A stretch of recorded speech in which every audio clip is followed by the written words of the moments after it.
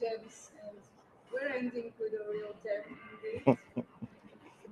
Talk is about shift right into the metaverse with digital printers, and that's what to say about our speaker. I will not hear anything. I'll just hear Jonathan. Hi guys, hopefully you can hear me okay. Let me share my screen. Looking forward to closing off today's closing keynote. I'm speaking all the way from KubeCon in Detroit. So I'm at the event today, which has got over 7,000 people attending from around the world, talking about really next generation. So what we're talking about as far as moving to the cloud, modern day development techniques. And I'm actually in just around the corner, we'll be presenting around metaverse and what that means to test, and how you guys can get involved with testing this next generation technology. So a little bit about myself. I've been doing test automation for the last 25 years. I'm referred to as the automation cyborg. I'm just going to get my HoloLens for a second, and just to give you an idea of what you're kind of seeing there in the background is my presentation, which I did at TED. It was about 6 years ago. And actually I was presenting what happens when you use this technology. So this is actually a HoloLens, which I have Microsoft just over there on the left-hand side, who are also at this event. And what you see behind me is an augmented reality viewpoint of mixed reality. So obviously I can see the depth in front of me, very much like the Oculus Pros, which are getting released by Meta tomorrow, but also I can interact with the real world. So I wanted to kind of give you a bit of background about myself. Like I said, I'm here at KubeCon this year, and Keysight are sponsoring the event. They're a platinum sponsor. Actually, if you see down on my list there, you can actually see when I was speaking back at CES when we launched our first radar emulator. So hopefully that gives you a bit of an idea of what's going on, what I'm doing at the moment. And then what I'm going to do is I'm going to kind of go into some of the content for today. So I was actually speaking at an event a couple of weeks ago, Star West, out in California, and I was kind of talking about this kind of move to how do we go through this journey, shall we say, for a second, of testing and test automation. And actually what I'm going to do is I'm going to broadcast now that I've changed my input, so you can actually see what I'm seeing today as a bit of a preview. Okay, so hopefully this will give you an idea. And so for those who are not familiar with Keysight, Keysight started as the original Hewlett and Packard's back in 1938. And part of it was they started building test equipment back in that date, and that was a real challenge. Of course, the first ever unit which was provided was for Disney. So again, for some of you who are not familiar with Keysight, I thought I'd give you a bit of a glimpse. I'm just going to swap back and restream, and hopefully somebody in the back who's banging around won't be banging around while I'm doing my live stream for much longer. So hopefully it gives you a bit of an idea of what Keysight does and how we actually, how we've evolved since the early 1900s, back as the kind of creators of Silicon Valley, shall we say, for a second. So where are we today? Well, there's a long journey that's gone from the days of, when Hewlett and Packard set up the original first test equipment, the 200D, back in 1939. But also I'm talking about artificial intelligence. So part of it is, if you look behind me, just down the road from where I live, a place called Bletchley Park is where Alan Turing wrote the original documentations on artificial intelligence. It also, he published around the singularity and how we're looking at evolving to this level. So I wanted to share a bit of that context and then kind of bring you up to date with where we are today, how we're evolving with the next generation of test equipment, and how we can help you on that journey to potentially leverage some of that technology and actually start testing highly complex systems, to give you kind of that context. So why testing and test automation, which is why we're here today at TestCon, is really about the acquisition of Eggplant back in 2020. So this was Keysight's first step into kind of software test automation and really becoming a software company as well as a world-renowned hardware company. And like I said, you know, when they made that first equipment, which you can see there on the left-hand side, that was actually delivered to Walt Disney, and actually Walt Disney used it for the creation of the first ever stereo sound in Fantasia. So, you know, this is in our DNA, but also we've been testing since 1939, and we're testing the technology that's going to come through today and tomorrow.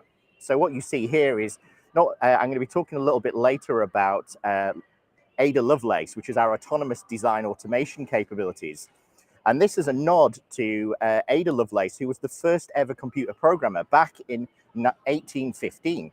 And not many people know, but she just lived a few miles away from one of our R&D centers in the UK. And what you see is Satish, who's our CEO, coming to visit to talk about the metaverse and how it's so important for the next generation of technology. So a little bit about Keysight, a bit of an introduction to give you an idea of, we're now the largest pure play testing company on the planet. And, you know, to give you a bit of a context of just our breadth and of our organization and our reach within the kind of global footprint. So let's get on to shifting right into the metaverse. So why is the metaverse so important? Well, first of all, Gartner have just announced the metaverse as the highest item on the Gartner hype curve. Yes, there's a 7-year runway, but within that 7-year runway, it's at the absolute peak. So it's really quite exciting that we've got this great opportunity, which is a 250 billion to 400 billion pound marketplace by 2025. And I'm actually at the Gartner in Barcelona a couple of weeks from now, speaking there around this kind of technology. But for some of you, you might be also interested about some of the other areas, such as automation and about the application of artificial intelligence within AI to allow us to reduce 50% of our everyday workload and look at automating and using artificial intelligence. Additionally, I'm going to touch on at the end some of the quantum use cases that we've been doing with Azure Quantum and how they may be relevant for you and how you potentially the industry is going to move forwards. So last week I did a session for Keysight World. So if you go to keysight.com, there's a 4-day completely free conference. We talk about 5G and 6G, which I'm going to be showing you today. Day 2, we talk about quantum computing, which I'm going to touch on briefly. The 3rd day, actually, I'm involved with the digital twins and artificial intelligence track, which I would recommend checking out. And then finally, there's the autonomous vehicle testing, which I mentioned back at CES earlier in this year. So as you can see, there's a bit of a viewpoint of those ones. They've got all global thought leaders. I did a fantastic session with Dr. Poppy Crum from Stanford University, who's a neuroscientist lecturer. And we talked about some of the use cases of digital twins and artificial intelligence. So let's talk about it, give a bit more context around, well, how do we add artificial intelligence and machine learning to kind of automated tasks that you're doing today? What's the value of doing that? And how do you get started on this journey? So within our DNA, you know, we the #1 vendor in both the Gartner and Forrester quadrant. And actually, a few weeks ago, I was with Diego talking about this year's Forrester Wave and showcasing some of the technology which you're going to get to see today, which is next generation predictive analytics. It's artificial intelligence. It's the taking all of this technology and leveraging it to provide you intelligent automation.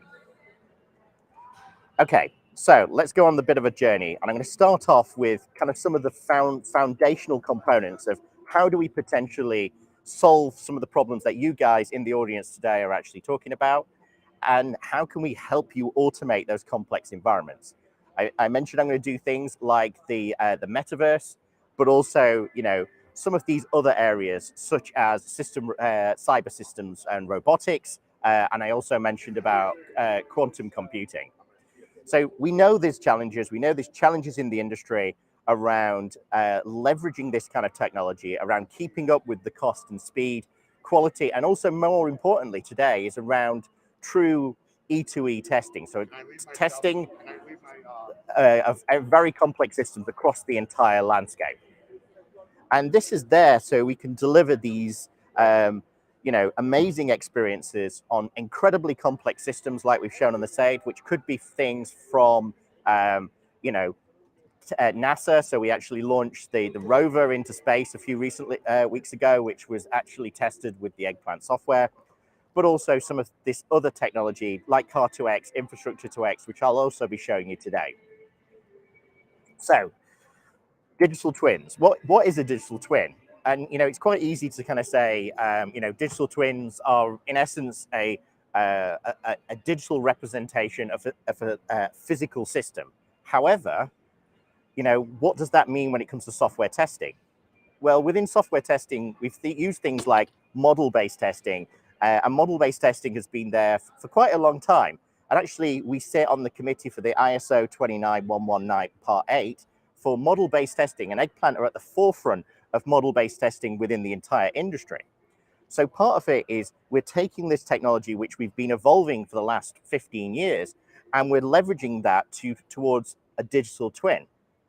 And what we're then doing is bringing this kind of ability to test absolutely anything. And of course, in the bottom right-hand corner, you can probably see their mega cloud deployments. I've mentioned that as a kind of a nod to the fact that I'm here at KubeCon this year, and the ability to test, I don't know, K8 deployments, Azure, Google Cloud, and you know, AWS, wherever your systems are, even if they're an IoT endpoint in a car or an IVI system, you know, we can test that system. It's not just a UI and it's not just an API. It can be anything. It can be hardware, it can be software. It can blur the boundaries between hardware and software.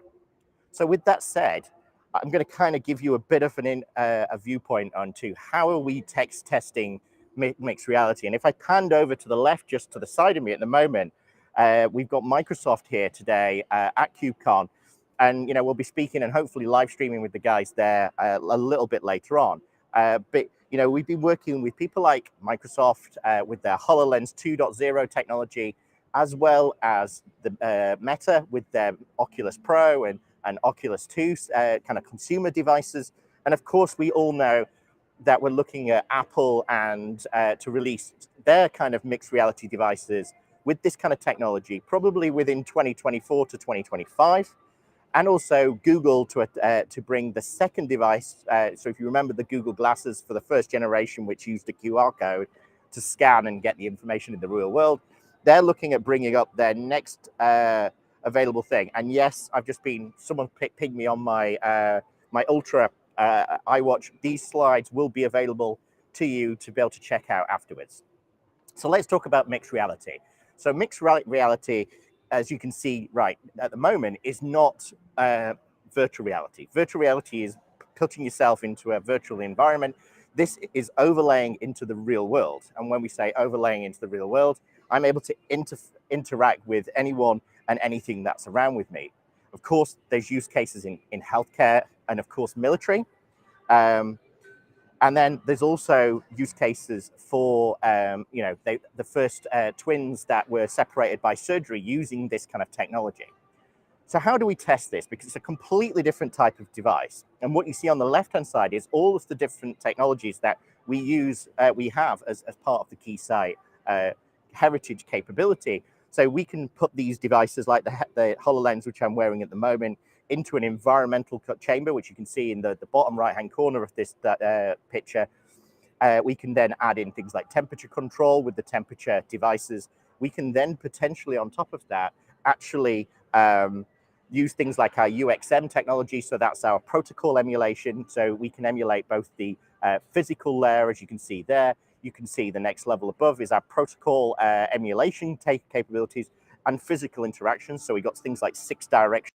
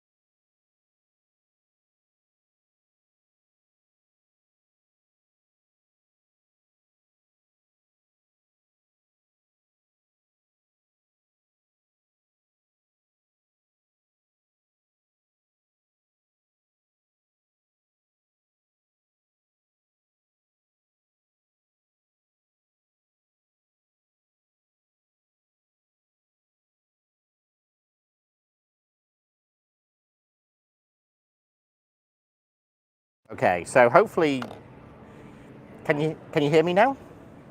Yes. Hello. Perfect. Sorry, unfortunately, my wireless mic decided that the battery was going to run out, which is actually a great example for this discussion around hardware and software, because in a few slides' time, you're actually going to see us running a mobile device where we're actually looking at the battery drain. So, of course, this software and this broadcast today, all the way through from Detroit, is relying on all these different areas, audio streams. I've got a Sony VXF, which only released a couple of days ago, live streaming the camera. There's all of these different components. But anyway, picking up from where I had left off, I was trying to access the internet. I docked a very simple web page. And then within that web page, I connected to the internet. And then I was able to actually start overlaying stuff into the real world. So that could be just a physical 3D object. Sorry, my HoloLens keeps on popping back up. And it understands the landscape. So it understands from the LiDAR perspective, it understands the radar, it understands the depth. So part of it is it can overlay objects into that real world. And not only once it's overlaid those components, but I can actually interact with those components. So in this particular case, I was waiting on the plane to take off. And the next thing was I thought, oh, well, I'll go and have a look. And look at what the real-time air traffic control was around the airport I did. So I quickly switched applications. I was then able to look at where I was. I was able to then interact with what the planes that were coming in. Now, of course, I'm not an air traffic controller, so this information was no use to me, but it gives you a bit of an idea of the application about the ability to interact with these things wherever you are, whether you're on a plane or within the physical world itself. So, like I said, part one is being able to drive the hardware, drive the software, drive all the device inputs and outputs. But the next thing is both the Apple devices, the Apple Glasses, the Google Glasses V2, and also the HoloLens 2.0, and now the Oculus Pro, what gets released in tomorrow, all require eye tracking. So eye tracking is where I'm looking straight at the camera now. Actually, I can look to the right-hand side and I can use that to focus on where the menus are. I'm also, from a rendering perspective, it's only rendering at items that I'm looking at and focusing the processing power there instead of trying to render everything. And again, like my wireless transmitter, runs out of battery very quickly. So what you see on the left-hand side is us using OpenCV to allow us to capture the eye movement And on the right-hand side, you can see one of my guys in our Cambridge R&D labs, who's actually then replaying those eye movements on 2 LED screens, which we feed into the actual device. And on the top, you can obviously see the body tracking. I mentioned things like this, where I'm getting the gesture control. I'm also able to understand gestures and overlay that from a body and how the skeletal system actually interacts and works. The next thing I kind of said, and I'm going to kind of give you an idea of how we actually bring all this together and make it work, is, it's fine being able to, in essence, move and drive it around. So like my head's just moving all the way around. Now, obviously I can't do that. I'm not from Poltergeist or whatever the movie is. So, part of it is you have to be able to input realistic inputs. Secondly, you need to be able to see what's happening in the 3D world. Now, the 3D world is actually wrapping around my eyes. So it's actually not a static image like we're used to on a browser or any kind of mobile app. So we need to be able to use computer vision to actually recognize objects in the world. That could be text, that could be a tree that sits in the background. So we can use computer vision to recognize objects. And then once we've recognized the location of those objects, we're able to then move the 6-directional input to actually go and interact with that. So instead of me having to point in front of me and click on something, which is what I'm doing at the moment, I can actually send those same commands, those same locational information, and drive the interface. So I'm going to show you how this works with a digital twin on the left-hand side, with in the bottom right-hand side, where we're moving the controller slightly to the left, slightly up, to be able to then click and interact with a browser. The next thing, what we're trying to do after that, is we're going to show you how, once we've actually interacted with this technology, and hopefully, how we're actually then able to actually drive it from, get all the information. So what you're seeing from the camera eye on the left-hand side, and also the telemetry information on the right-hand side. So information such as, the GPU, the battery, which was obviously fairly critical for the microphone issue that we had in the live world, but also the radar. So of course, the big change with the Oculus Pro is that it's a mixed reality device. Thus, it actually is able to see through in color instead of just stereo kind of black and white.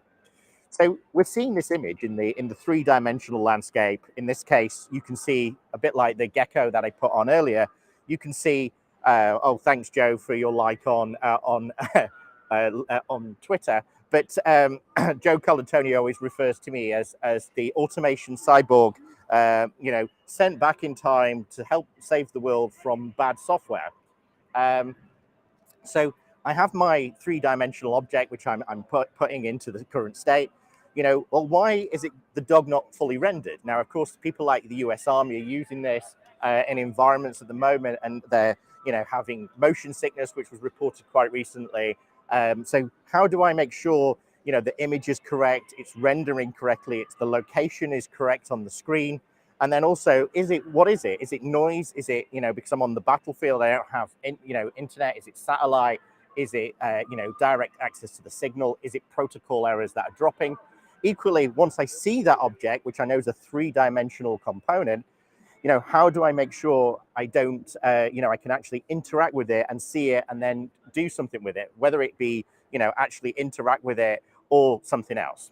So the next bit is I wanted to kind of just give a bit of context. So like I said, I was at Star West a couple of weeks ago, and at Star West, I was chatting to my friends Dynatrace, who are actually at the event today, just on the other side of the area, and so Dynatrace was showing this great example around open telemetry, which is what we use at the moment for creating our digital twins, and how we can take open testing and open telemetry and open tracing and bring that information in. But what you can see is they've got 2 people using this HoloLens technology, and this is actually a demo from about 4 years ago, where they're actually coordinating and actually working on the pure path, and then looking at the exhaust data and in the information that's coming out, and actually be able to analyze it together. So from a test observability, they're able to look at what the root cause analysis, the pinpoint failure analysis is, and then actually be able to, potentially solve or resolve that issue in near real time in global locations. So incredibly, useful in kind of example of a real world combination. The second thing, I mentioned at the start was about the fact that we're also doing things like Car2X infrastructure to X and vehicle to X. And what you can see in the bottom of the demo here is we've got two car to X devices which you can physically put into cars, and they will send information of where those two cars are. Now, back at CES in January, we launched the first ever autonomous vehicle radar emulator, which is what's under the cover to the left-hand side of the video playing.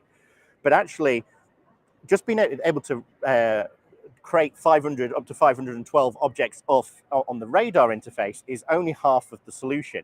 You actually need to be able to, if I'm an autonomous vehicle like a Tesla, I'm driving down a road, if there's a car that's coming around a corner and there's a blocked building in the way, of course I can't see that device. Whereas if I'm using Car2X, I'm actually able to see that a device is maybe going too fast, it's not slowing down for the junction, and I can start braking without actually any of the autonomous capability detecting the radar in front of me.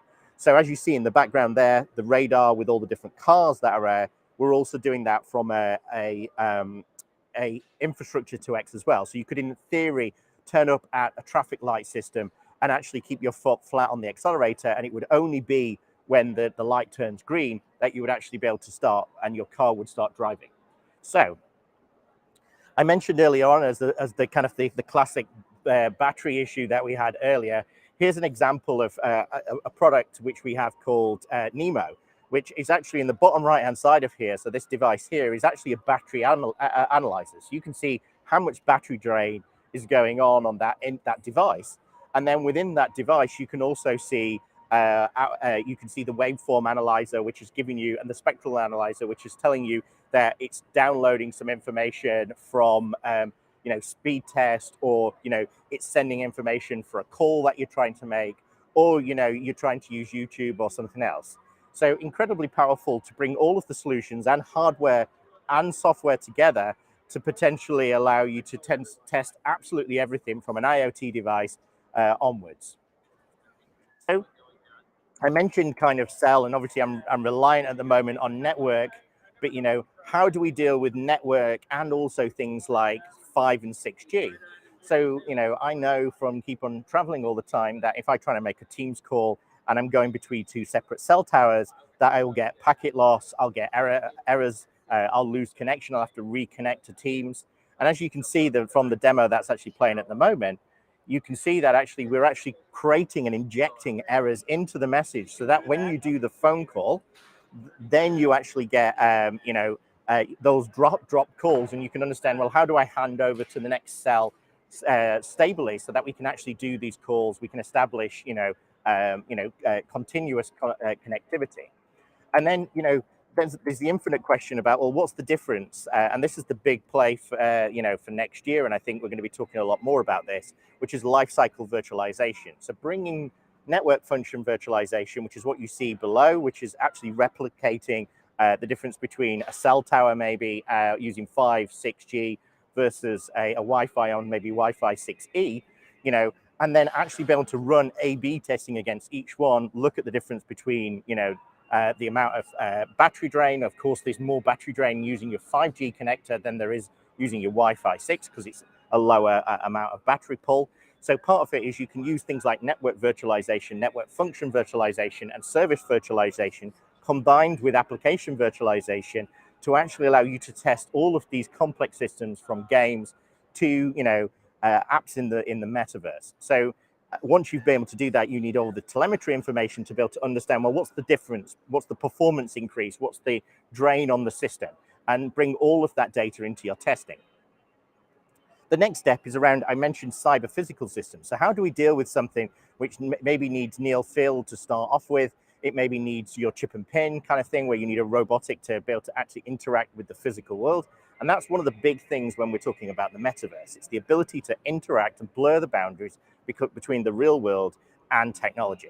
So within this demo, you can really see the true capability of true E2E testing. I'm testing across a number of different systems, different iPads, EPOS systems, and what you'll see then at the end is a receipt popping up with a barcode, and then we're correlating that barcode back with that QR code and going back and checking the back-end system took the right payment for the right front-end system, and bringing all of that information together. So testing all of the things and providing that level of confidence that not only one system tested in isolation is going to work, but beyond system integration testing. Also, of course, when we talk about things like the 6-directional robotic systems that we have, the ability for us to actually interact with physical things, which could be a lot bigger and require a lot more repetitive requirements. This is one of our devices, which is actually using our Keysight RPA tool to actually drive and interact with the system and repeatedly interact with that thousands, millions, hundreds of millions of times. Now, of course, you probably watched the Elon Musk's announcement around being able to do robotics testing and actually have maybe a cyber robotic system test as a tester. But taking all of these feeds and be able to test in the real world, this isn't that far away. You know, the idea of having one of these for $20,000, being able to interact and test with systems isn't so far away. So autonomous vehicles, cyber robotic systems, you know, really we're just on the or the cusp of this next generation of kind of capabilities. If we then move to kind of, well, how do we potentially leverage these digital twins and autonomously generate your testing? Actually, I know I've only got 14 minutes left, but I wanted to just quickly kind of go into some of the stuff that I did for a book at the start of the year with Rex Black on artificial intelligence for software testing. And actually, I did a great case study with the guys at Eggplant around helping saving lives during COVID. And it was all about Shift Right and how we leverage that technology to actually help us test today. So I wanted to kind of give you a bit of a practical understanding of, well, what is a digital twin? Now, you probably can see on the left-hand side, Bruce Willis. Now, unfortunately, Bruce had some bad news recently, and he's got a terminal illness. So he's actually given over the rights through the Acting Guild to actually allow him to continue acting as a digital twin and actually overlay him onto a traditional actor and actually interact and maybe play in the next Die Hard movie. So this ability to use maybe what we would normally look at deep fake technology and think that, what's the chances of creating myself a digital twin of myself? You can see the applications of this and how potentially it can be leveraged today with the technology that we have. So if that's a digital twin of Bruce Willis, then what's a digital twin of your system? Now I'm going to take the example, we could have gone into, I mentioned NASA earlier, we talked about the military use cases and cyber robotic systems, but I'm just going to take a very simple application or an application under test. How do I test that system and create a model within minutes to give me all of my tests autonomously? So what you're seeing here is the ability to observe a system, create and record all of the paths that go through that system, and then actually be able to rerun that. So how do we do this? So first of all, I wanted to talk a little bit, I mentioned at the start about Ada Lovelace and the ability of using the autonomous design automation. This is something that we're working on at the moment with a number of different companies. And of course, another reference to Back to the Future there, but the flux capacitor, it's about being able to capture not just UI automation, but take some of this open telemetry, like the guys here today, Splunk and my good friend Todd DiCaprio, and Dynatrace and Andreas, take their information to enrich the models that we're doing, use our own product, which we have, which is Real Customer Insights, use log analytics, but also use things like spiders to transform and interact with the application autonomously. Next part of it is once we interact with the system, and in this example, I'm going to talk about keysight.com. And I actually here at an event at Swiss Testing Days, a few months ago, I actually live on stage said to the guys in the audience, I said, everyone go to keysight.com, go and do some weird journeys, change some languages. Obviously it's Switzerland, so they're multilingual. And then I'll come back later on and show those exact journeys that people in the audience have done, plus real users that were accessing the website. And then I'll take that and what we refer to as hyper baselining, and then actually create a model. So what you see behind me is the model of this incredibly complex system, which was captured within a period of time. And that's great. The ability to capture that and in essence be able to rerun all of those unique scenarios is I guess, stage one. But actually we need to think about how we make this more sophisticated. So what we do is we look at the multi-transactional data, and then we look at what we refer to as feature clustering. So we know there's certain features that the every web application website offers, even keysight.com. One of those is order. And once we're able to understand the flows or the components that make up order, we can then look at those behaviors and cluster them together. Equally, we can see other potential flows, such as repeat order, that we can also see, which are a deviation off that main flow. So once we've able to do the feature clustering, we're able to identify every single transaction that ran against the system and work out the behaviors from each one of those systems. Then we can actually create the necessary test cases. So in this case, you can see a whole stack of user journeys or test scenarios, depending on your terminology, that actually represent flows through the actual application. And as we can see with the repeat order one, we're going around in a loop, because once we've gone through the checkout process, we go and buy something else and then repeat. So this flow of being able to identify and feature clustering, what's the importance of this? And of course, that first big, large explosion of use cases, what really differentiates between this and something that's actually more manageable, and actually you can then start pulling together as features or functionality within your application. So here's an example of what was actually generated from that model. And what you see with the red lines within our Eggplant digital automation intelligence platform is you can see all of the interactions that are going between the different systems. And of course, we can overlay that with data. So, different data, different flows, and we can then rerun that to kind of give us an idea of what it was originally in the hyper baseline state, and then rerun that as automation. So this is a great way of being able to go from the left-hand side to the right-hand side and pull all that information back. So what we're really achieving by this is creating a level of model abstraction. So within the model abstraction, you've got this ability to kind of go from what humans would do. And of course, this is the kind of conversation which we have around model-based testing principles, which dates back all the way to Richard Bender and Dick Bender, which is, in his life's work. Part of it is humans model systems different to machines do.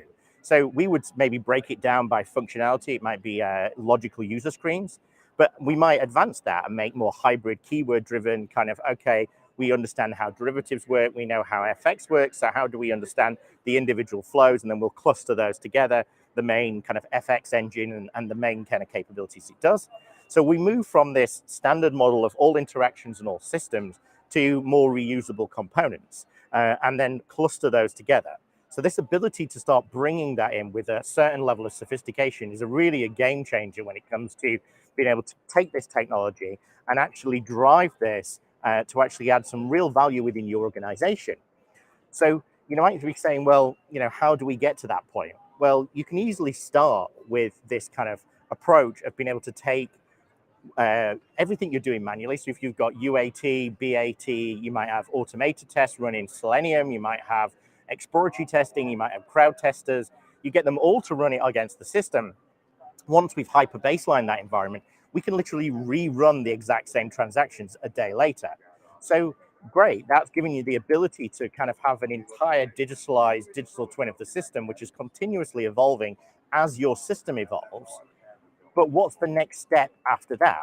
Well, once you've rerun those and you've rediscovered those same flows, even if they're, and you've matched them against the original transactions, this really gives you the ability, let's say if you were doing a cloud migration, you hyper baseline the current state, and then you move to the cloud and rerun everything. Is it exactly the same? Is everything working as expected? If so, that's great. But typically what we find is certain parts will work differently. So you can see here on the timer, capturing it on September the 26th, rerunning it on 27th, and now we're seeing violations of our non-functional requirements. Maybe that's performance engineering aspect, where you're kind of saying, well, actually 7 seconds to load the welcome screen exceeds the 3.4 seconds kind of tolerance level. Actually, we need to do something about that. So it gives you that ability to actually be flexible, to understand what the current state is, and then potentially what that future state is. And then, and really kind of start adding value from a functional and non-functional perspective. And I'm actually, while I'm here at KubeCon this year, I'm actually meeting up with Scott Moore, who we've done a number of video casts and vlogs around digital twins, but also around effective performance engineering. So definitely check that out if you're interested in the effective performance engineering aspects of this. And actually, it's Sean Evans' birthday today. who's created a tool called GameDriver.io. I noticed on Facebook, so I just wanted to make a bit of an announcement and say happy birthday to him if he's watching. But he also wrote a book, EffectivePerformanceEngineering.com, with my friend Todd DiCaprio, which is a free O'Reilly's book if you go onto the website, which has some fantastic metrics. So we're talking about metrics, we're talking about maybe how do we move to this next level of quality engineering. Well, okay, so quality engineering is all about unlocking the capabilities that we're observing systems on the right-hand side, understanding how our changing these processes for the quality engineering standards, and then leveraging things like site reliability testing, site reliability engineering, chaos engineering. Actually, our good friends at Gremlin are here, and I did a great podcast on the QAlead.com with Colton, who's the founder, who actually was the guy who put together chaos engineering for Netflix and Amazon. And we're going to also try and get a great live stream with him while we're here. So this QA ops, this new way of looking at cognitive quality engineering, is really how do we build and change the behavior within your organization. And actually this morning, as I'm driving over to the venue, I was speaking to my good friend, Paul Gerard. And Paul, we're talking about cascading KPIs, about measurements around quality and test measurements and what that looks like from maybe an ISO 29119 perspective versus maybe a TMMI level. So what we're really trying to do here, what we're trying to drive, and we're incredibly passionate about at Keysight.com, is around how do we get to this point where, yes, every device like this iPhone Pro Max 14 has a CE standard on it, this Ultra Watch does. It, in theory, shouldn't explode when you're on a plane unless you've got a Samsung Node. But, how do we go from understanding the quality, a very subjective component, to say it's met all the quality certifications? How do we apply that to testing? And when I look around in front of me, and I'd see Intel and Cisco and AWS and everybody else, is how do I know what they've changed? When they do a new version of WebEx? Do I know it's better than the version before? Is it more stable? So knowing that it's a certain level, that will make a real difference when you're talking about applying this to maybe a secure government environment, maybe a healthcare, maybe a critical infrastructure. Maybe they don't want to take the latest SaaS version because it's not as stable as the previous version. So lots of interesting stuff that we're trying to do about shifting up quality, about bringing the conversation higher up.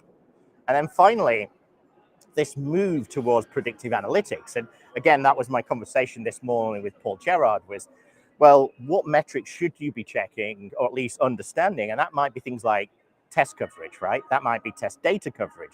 That might be understanding, bugs or, some other metric that's important to your organization and a way that you measure quality. Now, hopefully that process isn't being done by Excel. That's probably, you're sophisticatedly pulling that from different systems. So, how do we get to that point where we're able to understand and get information from the system? And then I kind of mentioned, like, I'd finish on a kind of a teaser, but also kind of mention around what we're doing from a quantum computing perspective. What we're looking at the moment as part of the project ADA and automation test assurance, which is like APM vendors in essence, is how do we bring all this information in, all this time series data from the tick stack or InfluxDB? How do we bring in things like multi-dimensional data that we mentioned? So that could be from things like your open telemetry, but also how do we bring that information? What might be knowledge graphs, right? It might be Neo4j, it might be some other GraphQLing kind of base, or even something like Azure Databricks and Spark ML.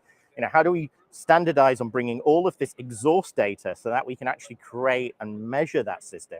And then once we've measured that system, how do we then understand and actually do some predictive ALM against it, do some quantum computing against it to actually give us that kind of insight about what we're doing and how we're actually testing it? So anyway, with that said, I've got 1 minute left before I close off today.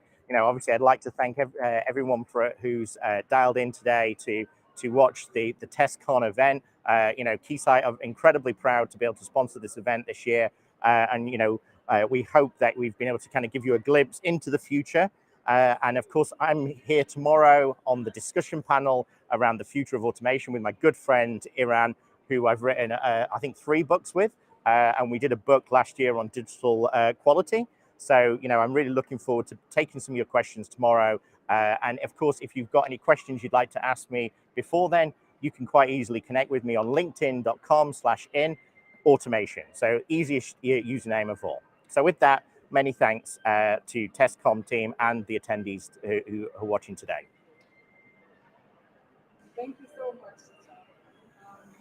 We don't have any questions. I think a little bit overwhelmed. That was a little bit important going into the future. Today we talked a lot about models and data and high quality engineering. I'm impressed because it's more the ground truth. Thank you so much. Enjoy it if you come. Really so envy. I will do. Thank you so much, and I will see everyone tomorrow for the live Q&A. Bye.